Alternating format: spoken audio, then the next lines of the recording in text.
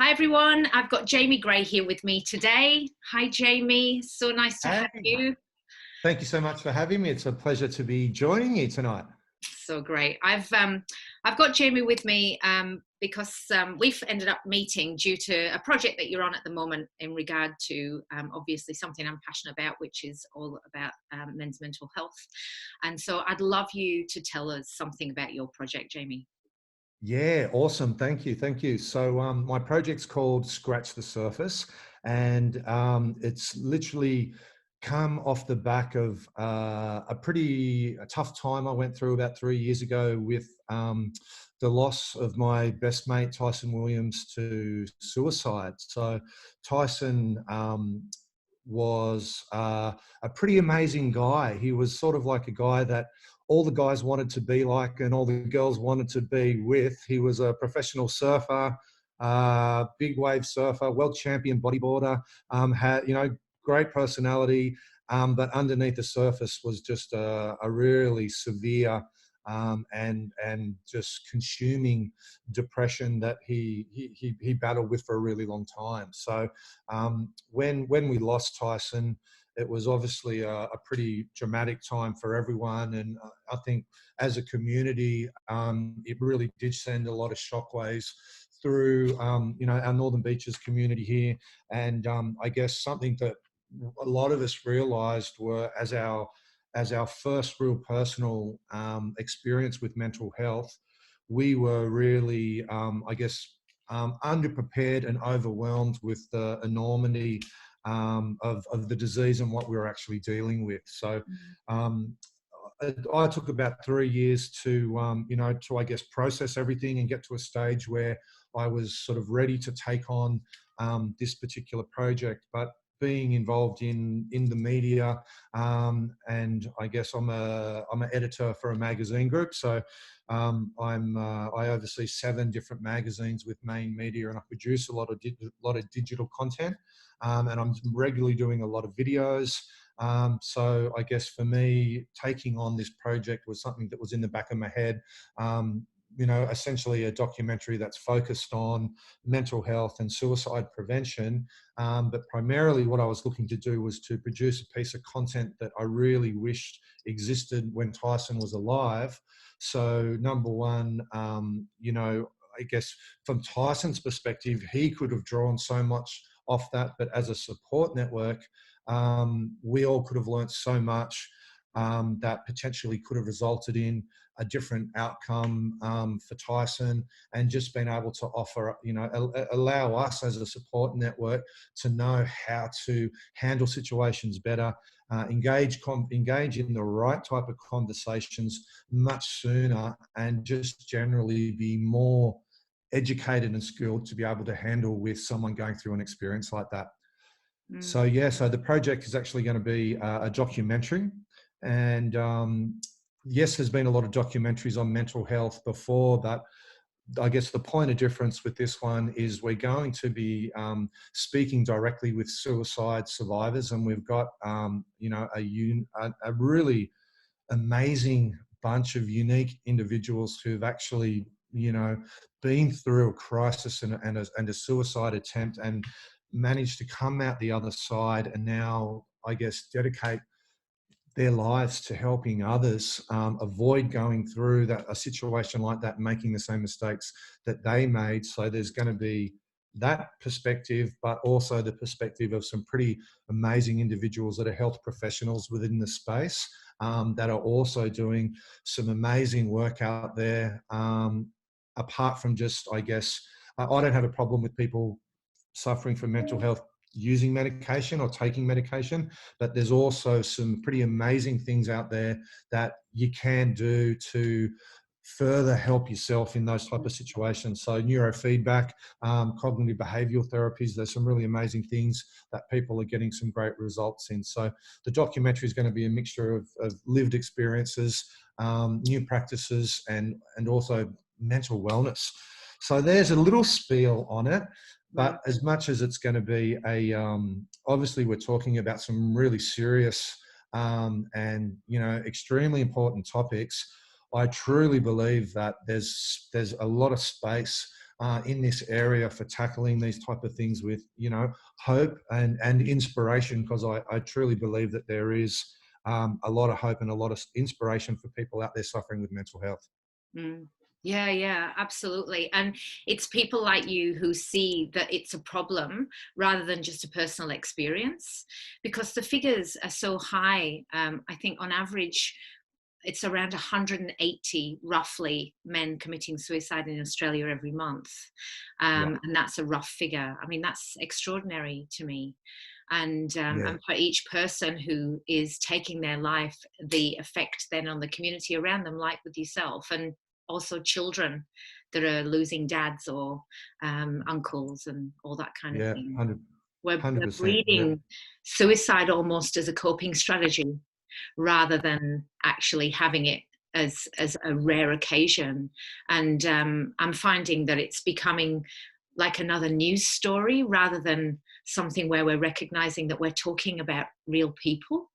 And yeah. I find that, really difficult. Well, when the numbers and the stats, are literally that high, I think you can run the risk of, when people are hearing, and there's been another suicide, there's been another one, it can get a little bit numbing, and people can kind of gloss over those numbers, or just they can tune it out a little bit. But when it's happening in and around your community with people that you love and you care about, I think you come to a stage where, as a man, in not just for your own family but with your community, you almost have to get to a stage where you sort of say, well, look, enough's enough. There is a lot of room. I mean, there's a lot of people doing amazing things in this space, don't get me wrong, but there's always room for more, because particularly with mental health, you might hear the same mental health message delivered 5 times, 10 times, 20 times, but it might be that 21st time that you hear the same message, that it actually strikes the chord, that actually manages to cut through and really make a difference in someone's life. So for me, with this documentary, I think it's going to be, I guess, going in hand with an education program as well. So we really want to be able to showcase this documentary, and then, I guess, hopefully use it as everyone's going to come off the back of watching this thing, hopefully filled with inspiration and hope and wanting to do more in the space. And then we can basically use that motivation to then step across into a broader picture of education, and where people are motivated to maybe further their own education with mental health. And, I'm going to be putting, I want to put a big number out there and say, I'd love to, within the next year to 2 years, hopefully encourage 1 million to 2 million people undertake a mental health first aid course, because Mm. there's large portions of our society of people out there that don't even know about the existence of a mental health first aid course. And I think that's where you can really learn the skills, how to speak to someone and manage a situation where, if you do find someone that's having a mental health crisis, a lot of people don't know what to ask, what to Sure. do, how to engage in that. And it's quite a scary thing, right? But there's some amazing education out there where, I even look back at my experience with Tyson, and I can remember conversations there where we were talking about him and his mental health, and at some stages he'd be doing great, and other stages he'd be doing really badly. And it was the perfect opportunity for me to reach out and say to him, Tyson, are you thinking about self-harming right now? And if that answer was yes, it was sort of like, well, I should have followed up with, is that something that you're thinking about doing now? I think we should need to get some help. So I was there as a confidant, and we'd talk and we'd communicate, but I wasn't trained to know to ask that next question to be able to then get the right kind of help. So there's little things like that that might not seem like a massive deal, but there's a direct line of conversation or a direct line of questions that need to be asked, that if you can do that, you can literally save someone's life. Mm. So that's something off the back of the documentary. I think the amount of opportunity there for education to get more people understanding, I guess, the steps that we need to take as people looking to be advocates for mental health. The more people that know about this stuff, the sooner that number will start to come down. And I'm a realist as well. I Mm. know that for some people out there, a documentary may not make any difference in their mental health. They might be too far down the line within their own mental health journey. And that's when the support network is then who needs to be able to pick that, learn how to see the warning signs, and then get help. So I think it's not, the importance of a documentary like this isn't just for someone suffering. It's really important for the support networks as well to be able to know how to handle these situations. Yeah. I think it's really massively important for people to watch it, because one of the problems I witness and frustrates me is that kind of double messaging that we give, because we're saying, oh, we're here for you. We want to hear about mental health is all over the news. We all need to be aware. Are you okay day? All of the kind of the right things are being said. But when somebody is really struggling, that often there's nobody in sight that they can actually reach out to. And when they do reach out to somebody, people do not know how to deal with it. So they kind of freak out or put a positive spin on it or kind of run for the hills. And so we give this double narrative that we want to hear what you're going through and we want to be there for you. But when the rubber hits the road, most people can't actually function in that space. So I think it's incredibly important to have the resources for people to be able to understand how to act in that place. And I know for men as well, particularly, it's difficult for them to find somebody to reach out. Where do you think that lies? Where's the problem for men to actually face that they do have a severe depression, and how can they kind of get the courage to speak out about that when it is difficult for people to really hold space for it? What's your advice? Yeah. I think it really comes down to, and unfortunately, I mean, a lot of people do tend to isolate themselves. So mental health and a downward spiraling of mental health, it's not something that just happens overnight.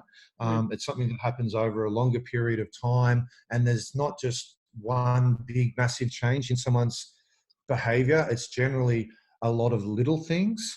And it's normally the close friends that really need to step up, and family that really need to step up. So I guess the reason why when I lost my best mate Tyson was such a big thing, because I'd just been through a business breakdown. So my portrait studio, I had a big photography studio, and we got through the GFC, and about a year or two after the GFC, that business actually failed. So I had to, for the first time, my existing career couldn't provide for me and my family. We had to move out of the big house. I actually started doing an adult carpentry apprenticeship in my 40s. So Tyson saw those signs in me, and I ended up on medication, and I went through a bit of a mental health episode at that stage as well. But it was those close relationships that I had with a few of my mates that were recognizing those signs,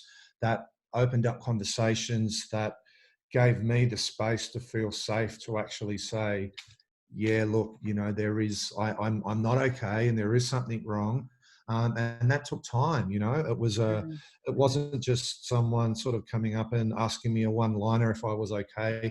It took time to build up that trust. Even with close friends, you still, as a man, don't want to admit that level of what we perceive as weakness. You don't want to admit that, and it's an ego thing. It's a pride thing.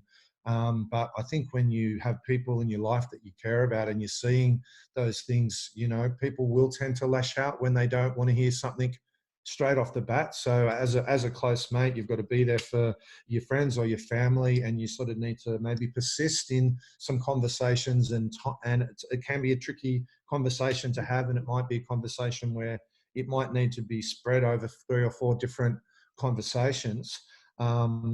But I think it's really just it's something that you just need to go the extra yards to really push through with people that you care about. But for me, looking back now, those experiences that led to that, me being in that space at that time, now I'm on the other side. I look back at those as some of the best learning experiences that I've taken away from my adult life. But as we all know, when you are in that situation, we're not quite thinking with the same clear vision. You're in a bit of a cloud. You're in a little bit of a haze, and you're not thinking in the same patterns that we're used to thinking in. So that's why quite often, as a man, we need to, we need to be open, and when you're getting those kind of conversations with people, you need to basically just trust in the situation and trust in your friends and be receptive to it. And yeah, I guess over the last sort of 2 or 3 years, I've probably had 4 or 5 different friends now that have ended up at different times, reaching out to me because I've been quite public about what I went through and the experience with Tyson. And I think once people know that someone's had those experiences, quite often they're the people that they'll turn to because they know they've gone through a similar process. So I had someone on text message or Facebook messages the other day that I haven't spoken to since school. It was like 20 years. And I could tell by the way that the conversation was going that there was something else there. I was meant to go and shoot a video for work, but I knew that I had to stay onto that message, and then I was glad I did. After literally 2 or 3 hours of messaging, we got to a stage where we did have a chat about mental health and where he was at, and he did need some help, So I think when you do have a chat with someone, whether it's someone that you really care about quite close or someone that's reaching out to you, when you pick up on that gut feeling that there is maybe something there, that's where you don't just go, okay, great for talking for 15 minutes and hang up or send a couple of texts. You've got to follow through and go that extra yard to really build some trust, and then maybe ask some slightly awkward questions, but questions that you need to ask. And hopefully they do turn around and say, I'm fine. I'm just having a bit of a, but I think it's about, if you think about it as layers of an onion, sometimes you got to peel 2 or 3 layers away to actually get to the heart of the matter where people will confide in you. So, I think you just got to follow your heart and do what feels right, because quite often that intuition is where, the place where it's stemming from. And I think that's how I sleep at night anyway. You know what I mean? Yeah, I do. And I couldn't agree more, because I've had my own mental health stuff happen, and most people, I'm kind of the go-to on on when people want to vent or they just want to be heard. And sometimes people just want you to just sit and say nothing. They just need somewhere to speak how they're feeling, and they can feel a lot better just from that. So Yeah. yeah. And I suppose it's interesting that we're talking about this as well at the moment, because obviously we're in a situation where there's an enormous global shift of some people are in complete crisis. There's financial crisis, there's mental health crisis, we're being pushed into homes where families might not necessarily be in a position where it is safe for them to all be in homes. There's people who hinge their self-esteem on what they do all day, and all of a sudden that job has gone, or the business they built has now failing. And there's going to be a lot of people really struggling in this particular climate at the moment with the coronavirus. So what do you think you would advise people who are struggling? What would be your advice for somebody who's thinking, I just don't think I'm going to be able to get through this? Yeah, I think it's quite an interesting one. I had a friend of mine who called up. He was driving up from Melbourne to see a close friend of his who was literally not coping with everything that was happening around him. And my mate called up to get some advice because he was quite worried about his friend potentially self-harming. And what a lot of people don't realize is, particularly with a lot of the call centers out there, I think there's a lot of fantastic organizations and a lot of fantastic people that offer services where you can just call up and talk. If you don't have that support network immediately around you, you literally can just call up and talk to someone who's highly trained, and literally they can do anything from advise you to go and speak to some specialists or just listen. There's so many different levels to the amount of services that they can provide. But I think from a more practical perspective, for people that are struggling, it's about sometimes just slowing down. And when my business failed 4 years ago, and I literally had to file for bankruptcy, I just felt like a failure. There was no other word to describe it. I felt like a complete and utter failure, and it took time for me to. I had probably 2 or 3 people that I would speak to that I held in really high esteem, and as much as I even didn't want to talk to those guys, it was just the fact that they were checking in on me. And I'd literally call up some friends and say, I'm not doing great, like I do need some help. And they'd just call, you know what I mean? But I had to let people know where I was at. And I had to be honest with myself where I was at. And sometimes the last thing in the world that you would want to do was speak to someone or go out in public and and and and mix with the general public. You just wanted to hide away. But every time you did force yourself out of that uncomfortable area, it did have such a positive effect. So as much as we're in lockdown right now, I think engaging with people on social media can be so important, so extremely important. So even if you're not even, you might have people that inspire you. You might just get as far as following their pages. You might watch, a little clip that they've posted, or you might even comment on a few things. Take little steps, take little steps and set little goals. And for me, even, when I was in that stage where I really wasn't doing well, sometimes it was a matter of setting goals that were completely obtainable, things that I knew that I could do. And on a really bad day, that might be something as simple as getting up, getting out of bed, making the bed, and maybe leaving the house and going for a walk. And on days where I was feeling much better, going mixing with some friends, even though that's the last thing that you feel like doing. We need to stay in contact with each other right now. We need to, isolation is one of, the biggest things that can impact on one's spiraling mental health. And it's quite often the things that we don't want to do when we're in that situation that can really have a positive impact. So set little goals, try and do things like, it's easy to say meditate and things like that, but that's extremely difficult when you're already in, when you're struggling, particularly with maybe financial stresses. So I just say set little goals. You got to do the basic things like you have to eat some good food. You have to make sure you get some sleep. And if those basic things you're struggling with, then you really need to speak to someone and reach out to a confidant or a friend and get some help. I totally agree. I'm a huge believer in meditation, but if I'm in a bad space, meditation makes me worse, because you're actually going to silence with your own darkness, and it's just too much. And so I find that the same. I totally agree with you. I think meditation is a technique for staying steady in your general well-being.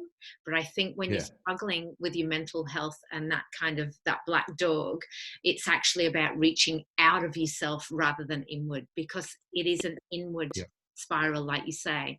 And our environment at the moment, it's actually hard, isn't it? Because we are being pushed into isolation, and so nobody's there noticing that you're not around. And so I think it's also really important that we're checking in on each other, because social media, as much as we can follow what's great on social media, it also looks like everybody's great. And it can also push you into that thing of like, look at everybody else coping and I'm just not coping.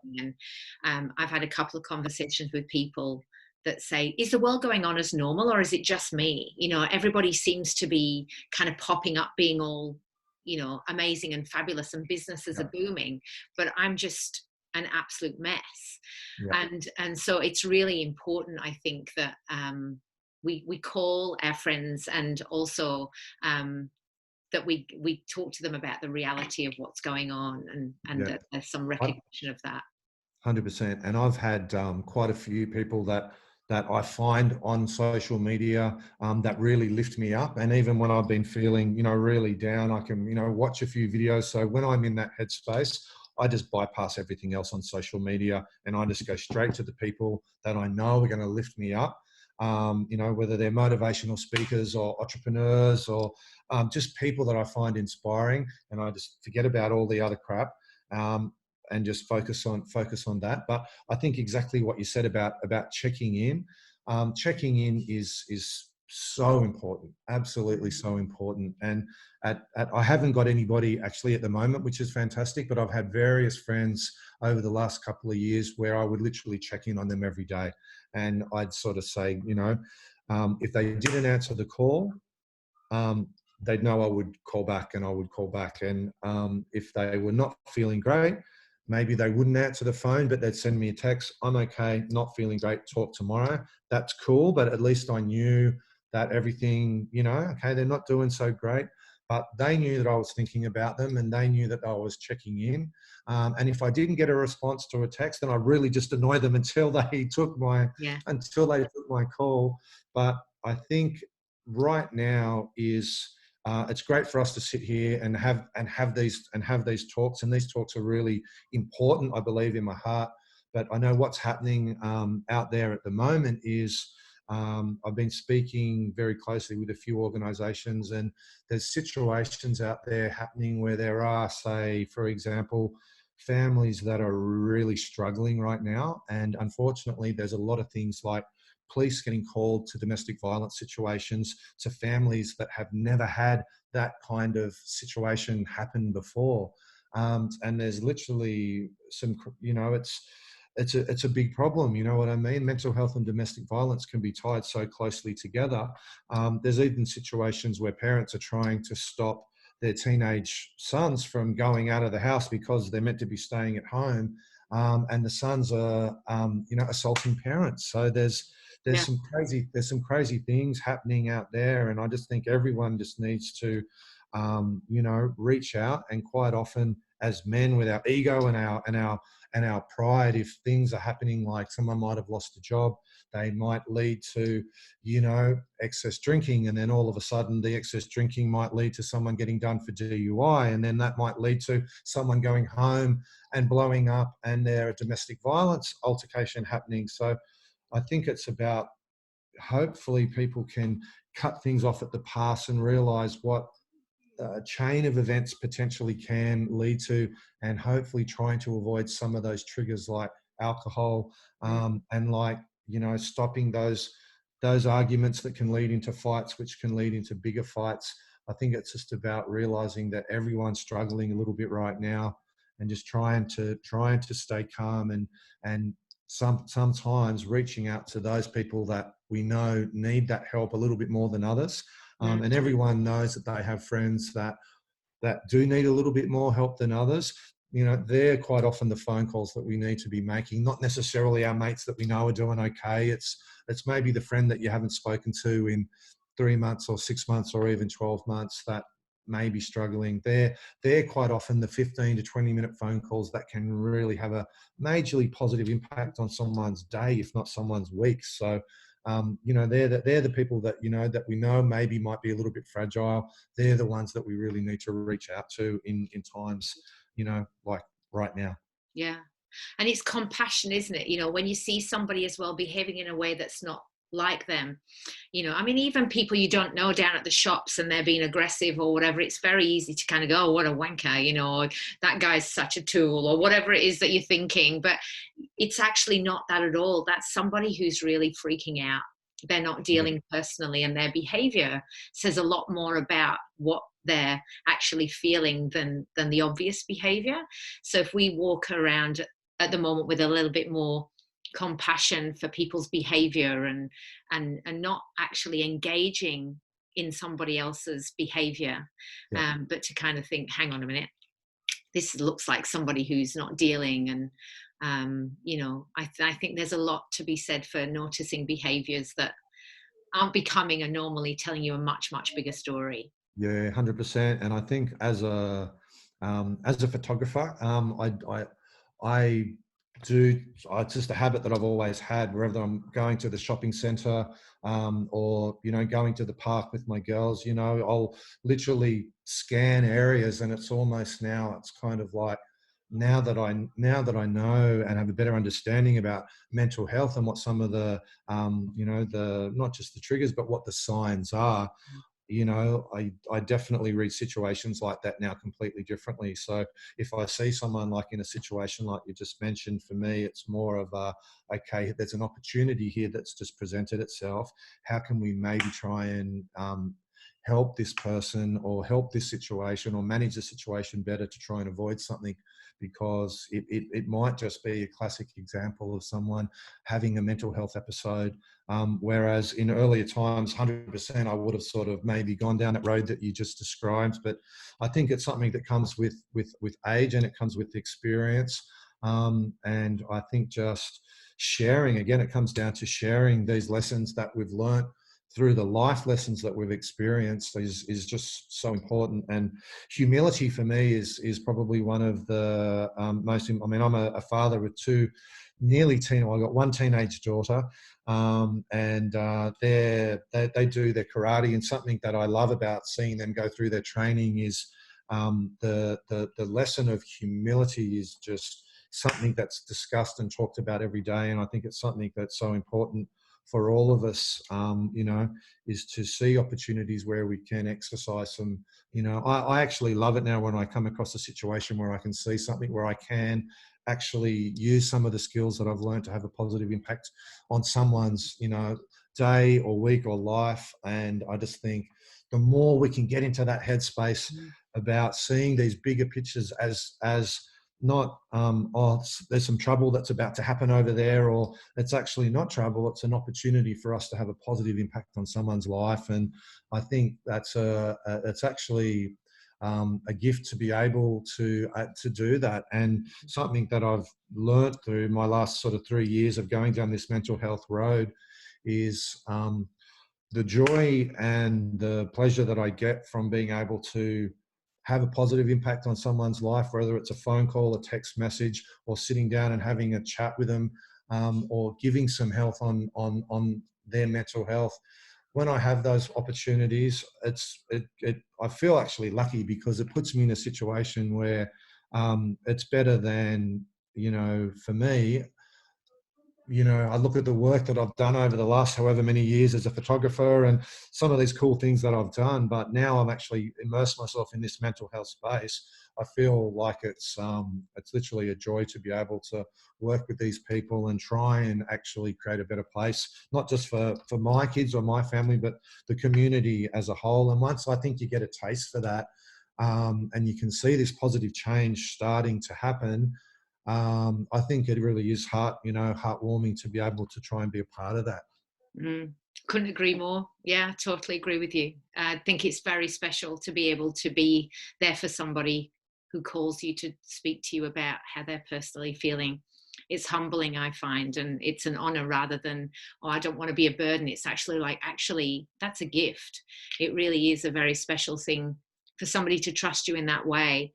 And yeah, and I think I totally agree with the humility and the compassion about just seeing, instead of looking at everybody as if they're doing it badly, that they're actually doing it tough in a way rather Mm. than that, so. And as a society, as much as we're dealing with the fear of what's going on around us as well, we're also fed to actually thrive on fear.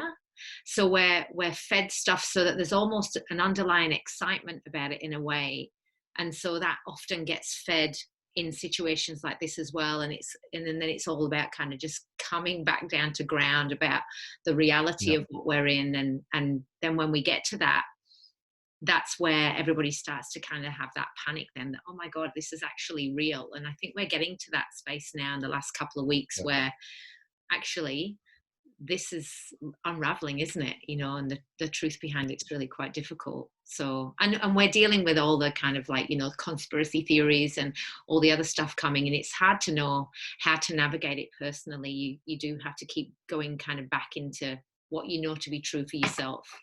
And Yeah. yeah, so I've really, really enjoyed this conversation, Jamie. I'm so pleased that we've been able to connect. Is there anything else that you think would be really helpful for anybody who's listening at the moment?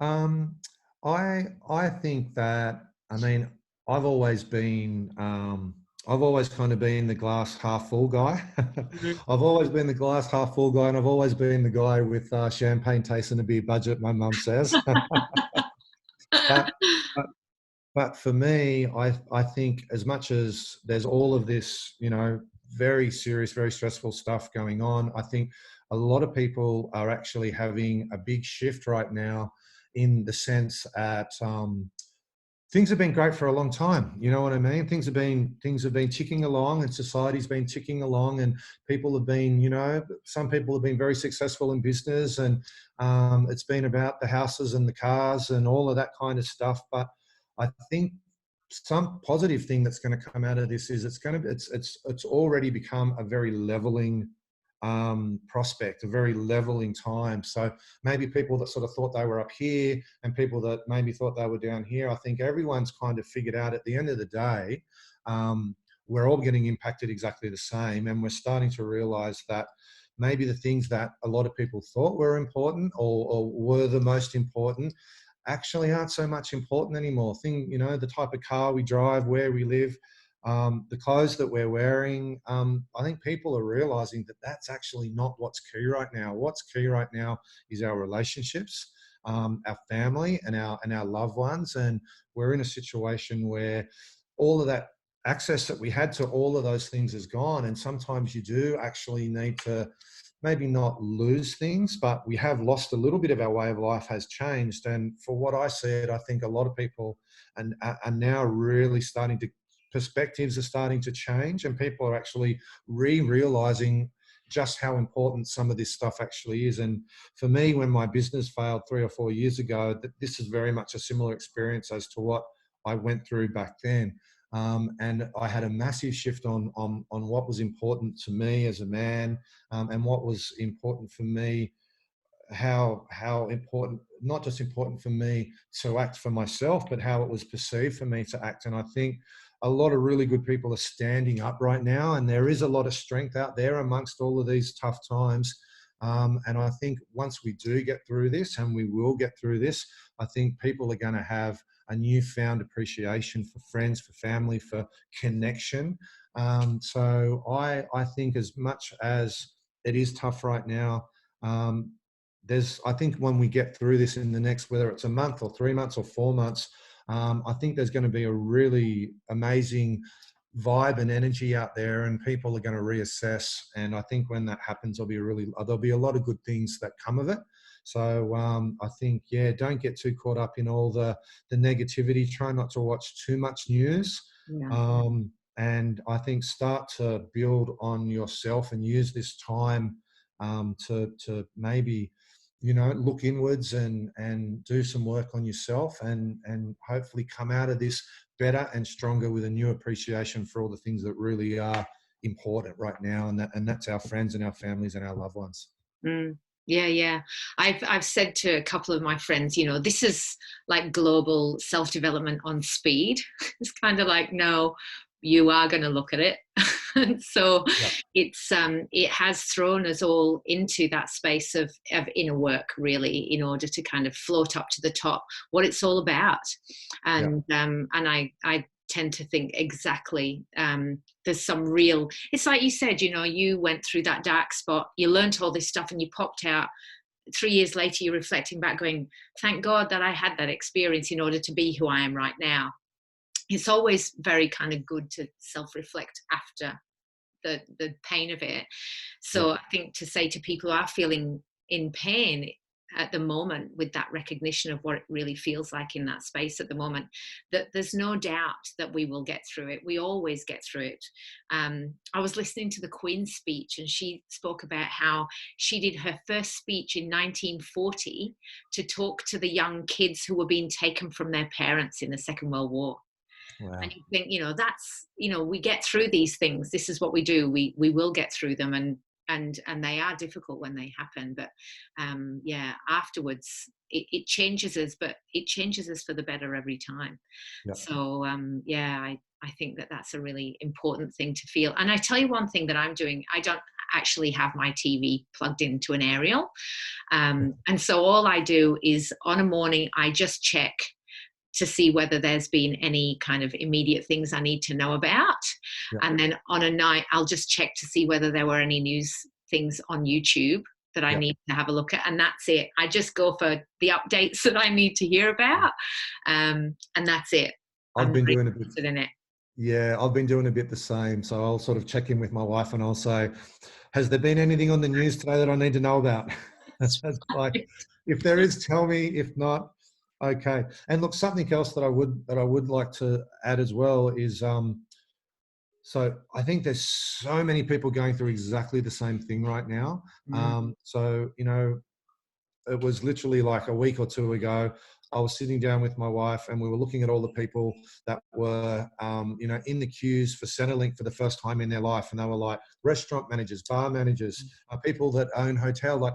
And then the very next day, my wife got stood down, which we were completely shocked. And then my work as a photographer has really dropped down as well. So for the first time in both our lives as tax-paying adults, we both had to put our hand up and say, okay, we are going to need some financial assistance moving forward.